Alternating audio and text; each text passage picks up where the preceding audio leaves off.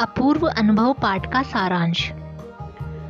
यह कहानी मूलतः जापानी भाषा में लिखी गई है। इसका अनुवाद विश्व की कई भाषाओं में हो चुका है। यह एक ऐसी अद्भुत पाठशाला और उसमें पढ़ने वाले बच्चों की कहानी है जिसमें एक रेल के डिब्बे में कक्षाएं थी। इस अनोखे स्कूल के संस्थापक थे श्री कोबायाशी और लेखिका स्वयं भी इस स्कूल की छात्रा थी।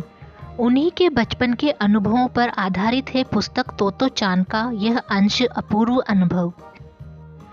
इस कहानी में तोमाई में पढ़ने वाले तोतो चान तथा यासुकी चान नामक दो जापानी बच्चों के संघर्ष को दिखाया गया है। यहाँ हर एक बच्चा एक एक पेड़ को अपने खुद के चढ़ने का पेड़ मानता था और वह उसकी निजी संपत्ति होती थी।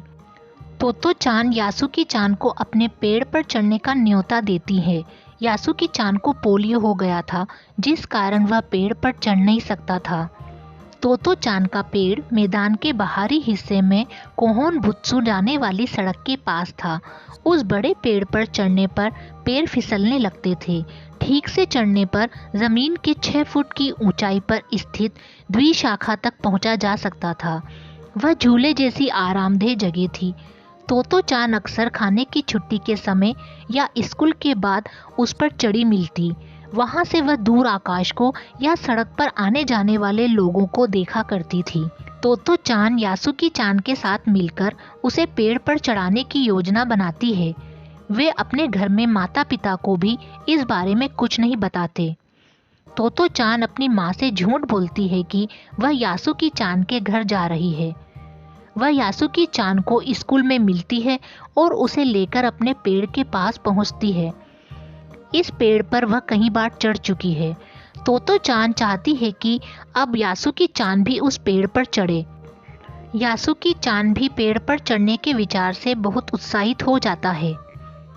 तोतो चान उसे अपने पेड़ के पास ले गई। वहां वह चौकीदार के यहाँ से एक सीढ़ी उठाकर ले आई। तोतो चान चौकीदार के छप्पर से एक सीढ़ी घसीटकर पेड़ के तने के सहारे लगा देती है। वह यासुकी चान को पेड़ पर चढ़ने की कोशिश करने के लिए कहती है। यासुकी चान बिना सहारे के एक सीढ़ी भी नहीं चढ़ पाता। वह निराश हो जाता है, परंतु तोतो चान हार नहीं मानती और फिर से वह चौकीदार के छप्पर की ओर दौड़कर वहां से तिपाई सीढ़ी घसीट लाती है। पसीने से लथपथ तिपाई सीढ़ी को द्विशाखा से लगा देती है।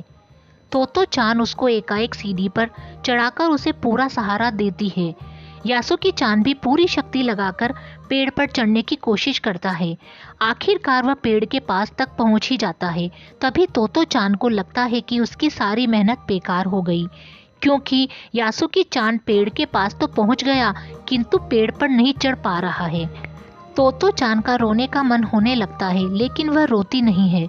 तोतो चान यासुकी चान को पेड़ का सहारा लेकर लेटने के लिए कहती है। वह उसे पेड़ की ओर पूरी शक्ति से खींचने लगती है। वह एक खतरे से भरा काम था। यासुकी चान को तोतो चान पर पूरा विश्वास होता है। अंत में तोतो चान यासुकी चान को अपने पेड़ पर खींचकर लाने में सफल हो जाती है। पसीने से लथपथ तोतो चान सम्मान से यासुकी चान का अपने पेड़ पर स्वागत करती है। वे दोनों काफी देर तक पेड़ पर बैठकर इधर उधर की बातें करते हैं और यासुकी चान के लिए पेड़ पर चढ़ने का यह पहला और अंतिम अवसर होता है।